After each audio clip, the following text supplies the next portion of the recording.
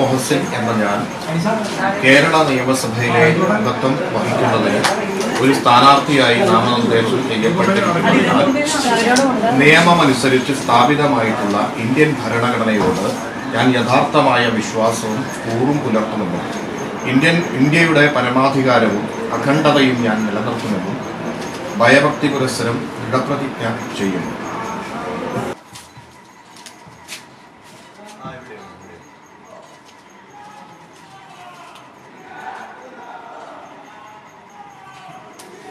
നിയമസഭാ തെരഞ്ഞെടുപ്പുമായി ബന്ധപ്പെട്ട് നോമിനേഷൻ സമർപ്പിച്ചു. വളരെ കുറഞ്ഞ ദിവസമാണ് തെരഞ്ഞെടുപ്പ് കമ്മീഷൻ നമുക്ക് നൽകിയിട്ടുള്ളത്. പ്രചരണത്തിനൊക്കെ ഇനി വളരെ കുറഞ്ഞ ദിവസങ്ങളേ ഉള്ളൂ.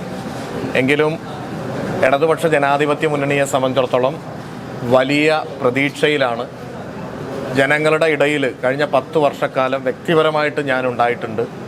വികസനമായിട്ട് ഇടതുപക്ഷ ജനാധിപത്യ മുന്നണി ഗവൺമെൻറ്റും അതുപോലെ തന്നെ നമ്മുടെ മണ്ഡലത്തിലും നടപ്പിലാക്കിയ വികസനങ്ങൾ പരമാവധി എല്ലാ മേഖലയിലേക്കും വികസനം എത്തിക്കാനുള്ള ശ്രമങ്ങൾ നടത്തിയിട്ടുണ്ട്. ആ വികസനത്തിൻ്റെ ഒരു മാപ്പടക്കം നമ്മളിപ്പോൾ പ്രസിദ്ധീകരിച്ച് കഴിഞ്ഞു. ആ വികസനം തന്നെയാണ് നമ്മുടെ ഏറ്റവും വലിയ കോൺഫിഡൻസ് എന്ന് പറയുന്നത്. പട്ടാമ്പിയിൽ നമുക്ക് ടൗൺ നവീകരണം നടക്കുന്നുള്ളൂ എങ്കിലും ടൗണിൽ എല്ലാ വർഷവും പെരുന്നാളാവുമ്പോൾ നമ്മൾ സാധാരണ കേൾക്കാറുള്ളത് വലിയ ബ്ലോക്കാണ്, തിരക്കാണ്, വാഹനങ്ങളുടെ ഗതാഗതക്കുരുക്ക്. എന്നാൽ ഇപ്രാവശ്യം അങ്ങനെ ഈ പെരുന്നാളുമായി ബന്ധപ്പെട്ട് ഒരു ഗതാഗതക്കുരുക്കും നമ്മൾ വാർത്തയാകുന്നത് കേട്ടില്ല. ഇതാണ് മാറ്റം.